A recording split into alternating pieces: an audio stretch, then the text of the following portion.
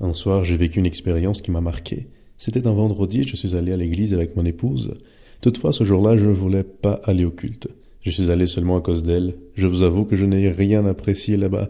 Les chants ne me plaisaient pas, la liturgie était trop soporifique et la prédication fatigante. Ma plus grande joie, c'était quand le culte est terminé. En rentrant à la maison, j'ai voulu partager avec mon épouse ma déception avec le culte de ce soir-là, et alors en essayant d'entamer la discussion, je lui ai demandé ce qu'elle pensait de la soirée. C'est là que j'ai remarqué combien elle était pensive, et elle m'a dit avec des larmes aux yeux, le culte a été merveilleux. La prédication a touché profondément mon cœur.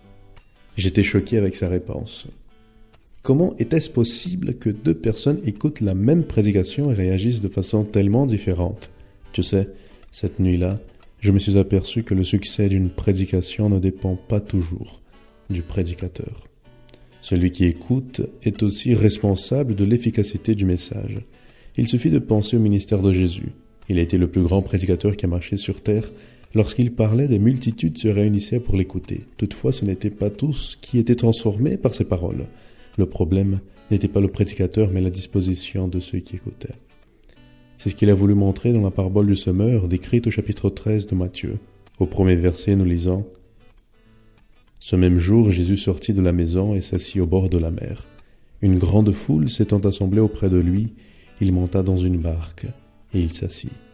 Toute la foule se tenait sur le rivage. Il leur parla en parabole sur beaucoup de choses, et il dit « Un semeur sortit pour semer. Comme il semait, une partie de la semence tomba le long du chemin. Les oiseaux vinrent et la mangèrent. Une autre partie tomba dans les endroits pierreux, où elle n'avait pas beaucoup de terre. Elle leva, parce qu'elle ne trouva pas un sol profond.